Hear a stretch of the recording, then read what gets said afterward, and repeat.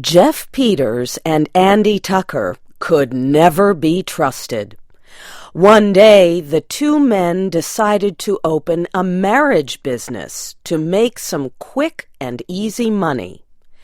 The first thing they did was to write an advertisement to be published in newspapers. Their advertisement read like this: "A charming widow, beautiful and home-loving, would like to remarry. She is only 32 years old. She has $3,000 in cash and owns valuable property in the country. She would like a poor man with a loving heart. No objection to an older man or to one who is not good-looking. But he needs to be faithful and true, can take care of property, and invest money with good judgment. Give address with details about yourself.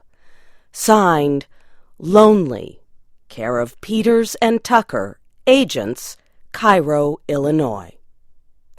When they finished writing the ad, Jeff Peters said to Andy Tucker, "So far, so good. And now, where is the lady?" Andy gave Jeff an unhappy look.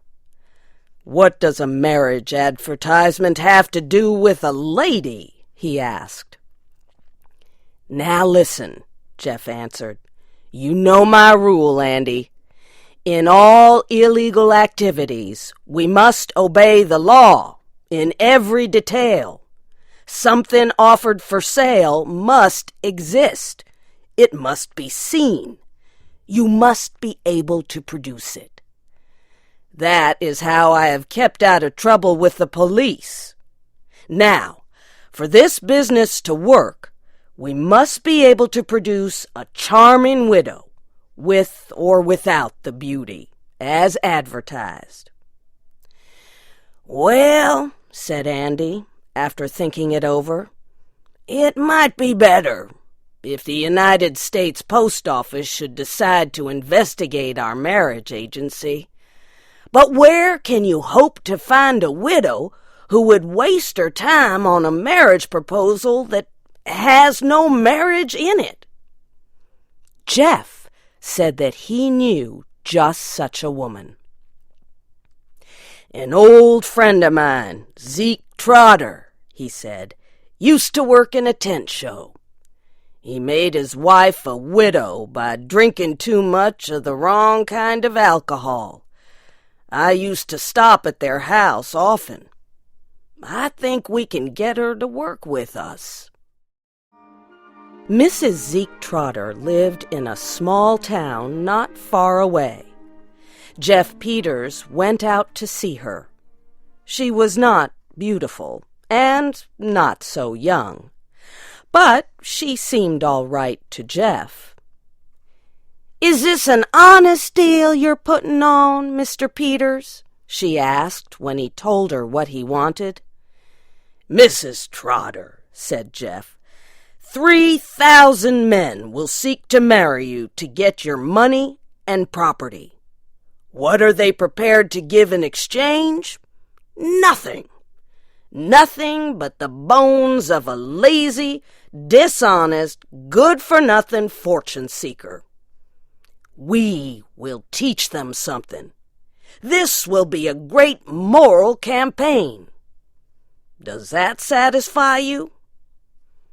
"It does, Mr. Peters," she said. "But what will my duties be? Do I have to personally reject these 3,000 good-for-nothings you speak of? Or can I throw them out in bunches?" Jeff explained that her job would be easy. She would live in a quiet hotel and have no work to do. He and Andy would take care of all letters and the business end of the plot. But he warned her that some of the men might come to see her in person. Then she would have to meet them face to face and reject them. She would be paid $25 a week and hotel costs. "Give me 5 minutes to get ready," Mrs. Trotter said. "Then you can start paying me." So Jeff took her to the city and put her in a hotel far enough from Jeff and Andy's place to cause no suspicion. Jeff Peters and Andy Tucker were now ready to catch a few fish on the hook. They placed their advertisement in newspapers across the country. They put $2,000 in a bank in Mrs. Trotter's name.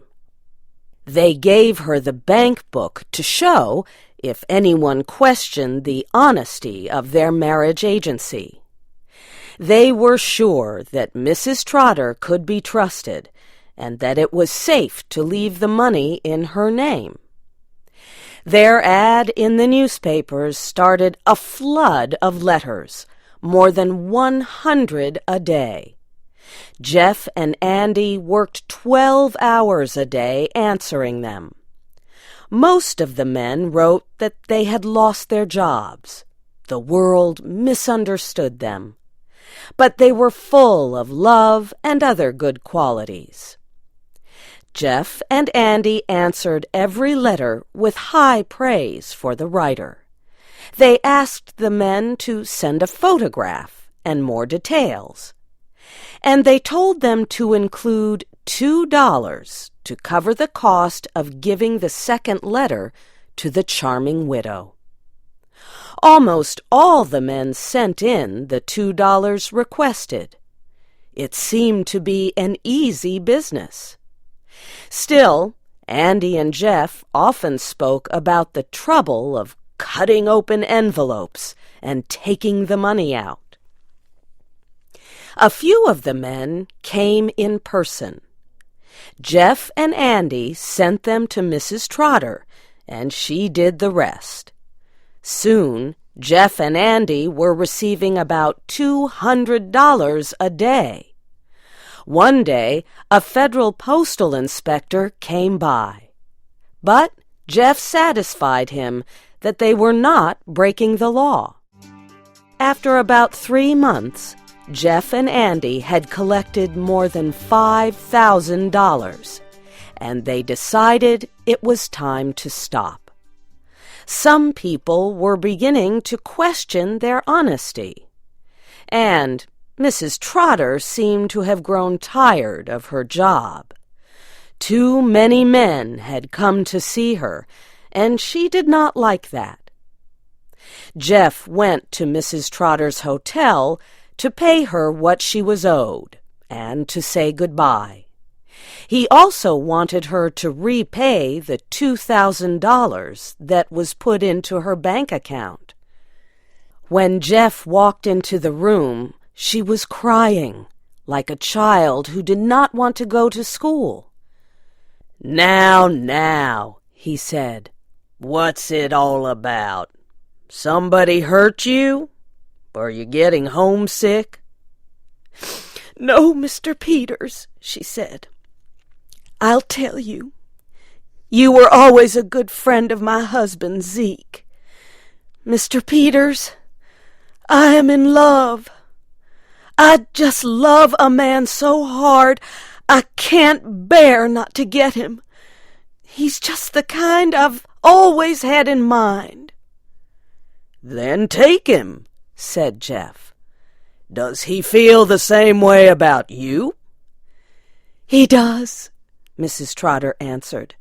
"But there's a problem. He is one of the men who've been coming to see me in answer to your advertisement, and he will not marry me unless I give him the $2,000. His name is William Wilkinson." Jeff felt sorry for her. He said he would be glad to let her give the $2,000 to Mr. Wilkinson so that she could be happy. But he said he had to talk to his partner about it. Jeff returned to his hotel and discussed it with Andy. "I was expecting something like this," Andy said. "You can't trust a woman to stick with you in any plan that involves her emotions." Jeff said it was a sad thing to think that they were the cause of the breaking of a woman's heart. Andy agreed with him. "I'll tell you what I'm willing to do," said Andy. "Jeff, you have always been a man of a soft and generous heart. Perhaps I've been too hard and worldly and suspicious. For once, I will meet you halfway. Go to Mrs. Trotter. Tell her to take the $2,000 out of the bank and give it to this Wilkinson fellow, and be happy." Jeff shook Andy's hand for a long time. Then he went back to Mrs. Trotter. She cried as hard for joy as she had done for sorrow. 2 days later, Jeff and Andy prepared to leave town. "Wouldn't you like to go meet Mrs. Trotter once before we leave?" Jeff asked Andy. "She'd like to express her thanks to you." "Why, I guess not," Andy said. "I think we should hurry and catch the train." Jeff was putting all the money they had received in a belt he tied around his body. Then Andy took a large amount of money out of his pocket and asked Jeff to put it together with the other money. "What's this?" Jeff asked. "It's Mrs. Trotter's $2,000, said Andy. "How do you come to have it?" Jeff asked. "Mrs. Trotter gave it to me," Andy answered. "I have been calling on her 3 nights a week for more than a month." "Then you are William Wilkinson?" Jeff asked. "I was," Andy said.